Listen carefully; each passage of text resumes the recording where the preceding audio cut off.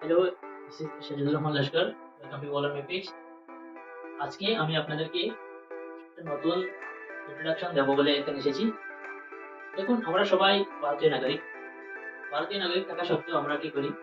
ভারতে যেগুলো আইন কানুন রয়েছে সেগুলো আমাদের সবার জানা নয়। জানার অনেকের ইচ্ছে রয়েছে, কিন্তু সেটার মাধ্যম খুঁজে পাচ্ছি না হয়তো, বা জানতে ইচ্ছুক, সময় হচ্ছে না। বই নিয়ে পড়াশোনা করতে বসার সুযোগ পাচ্ছি না, মোবাইল হাতে নিয়ে ঘুরছি, ডিউটিতে রয়েছি, দায়িত্বরত রয়েছি। কিন্তু যদি আমরা এগুলো শেখার চেষ্টা করি, আমাদের টেবিলে বসতে হবে না, আমাদের সেই মোবাইল দিয়ে আমরা শিখতে পারবো। কারণ আজকাল অনলাইন রিসোর্সের অভাব নেই। তো আজকে আমি আপনাদেরকে এই কথাই বলতে যাচ্ছি। আমরা একটা নতুন সিরিজ চালু করছি এখন থেকে। সেখানে নিয়মিত আপনারা ভারতীয় সংবিধান সম্বন্ধে জানতে পারবেন।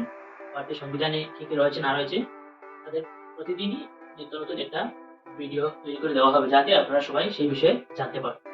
তো সেটা জানার জন্য আপনারা অবশ্যই এই চ্যানেলটিকে লাইক, শেয়ার এবং সাবস্ক্রাইব করে আপনারা পাশে থাকবেন, যাতে আমি আপনাদেরকে তথ্যগুলো দিতে পারি। আমাদের টিম নিয়ে চেষ্টা করবো আপনাদেরকে এগুলো বিস্তারিত আলোচনা করে দেওয়ার জন্য। তো চলুন, আজকের যে ইন্ট্রোডাক্টরি যেটা রয়েছে সেটাতে আমি আপনাদেরকে ভারতীয় সংবিধান সম্বন্ধে দু একটি কথা বলবো, বেশি বলবো না, যেহেতু বলেছি সেটা ইন্ট্রোডাক্টরি ভিডিও হবে।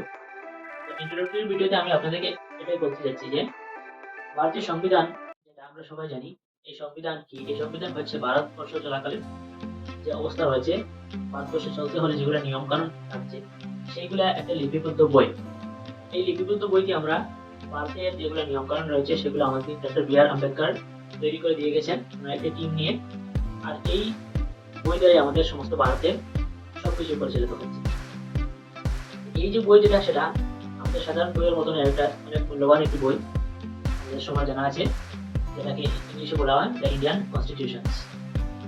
তো এই ইন্ডিয়ান কনস্টিটিউশনসে কয়টি ভাগ রয়েছে, দুটি অধ্যায় রয়েছে এবং কয়টি আর্টিকেল রয়েছে, এগুলো আমি আপনাদেরকে আজকে বলে একটা ইনফরমেশন দিয়ে নিয়ে চলে যাব।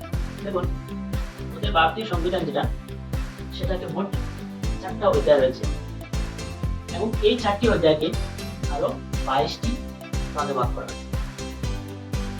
এই 22টি ভাগ নিয়ে 4টি অধ্যায় সাথে আমাদের ভারতীয় সংবিধানে আর্টিকেল রয়েছে 395।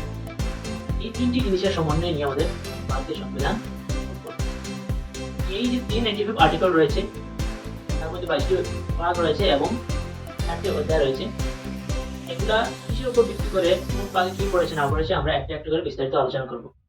তো আজকে আমি আপনাদেরকে শুধু এগুলো ইনফরমেশন দিচ্ছি যে ভারতের সংবিধানে মোট 4টি অধ্যায় রয়েছে, 22টি আপনাদের আর্টিকেল ভাগ রয়েছে এবং 395 নাম্বারস অফ আর্টিকেল রয়েছে।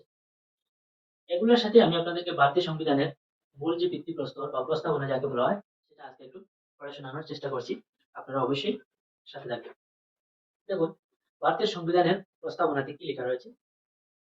ভারতের সংবিধান প্রস্তাবনা: আমরা ভারতীয় জনগণ ভারতকে একটি সার্বভৌম সমাজতান্ত্রিক ধর্মনিরপেক্ষ গণতান্ত্রিক সাধারণতন্ত্র রূপে গড়িয়া তুলিতে এবং উহার সকল নাগরিক যাহাতে সামাজিক, অর্থনৈতিক এবং রাজনৈতিক ন্যায়বিচার, চিন্তার, অভিব্যক্তি, বিশ্বাসের, ধর্মের ও উপাসনার স্বাধীনতা প্রতিষ্ঠা ও সুযোগের সমতা নিশ্চিতভাবে লাভ করে এবং তাহাদের সকলের মধ্যে ব্যক্তিমর্যাদা ও জাতীয় ঐক্য সংহতির আশ্বাসক ভ্রাতৃত্বভাব প্রণীত হয়।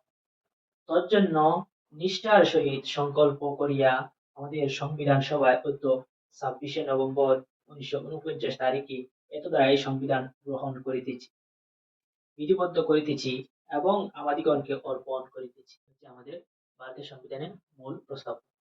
তো যদি আপনাদের ভিডিওটি এবং এই কন্টেন্ট গুলো ভালো লাগে থাকে, অবশ্যই চ্যানেলটিকে সাবস্ক্রাইব করে রাখবেন এবং আপনাদের বন্ধু বান্ধবের সাথে শেয়ার করবেন। ধন্যবাদ জানিয়ে আজকের ভিডিও এখানে শেষ করব।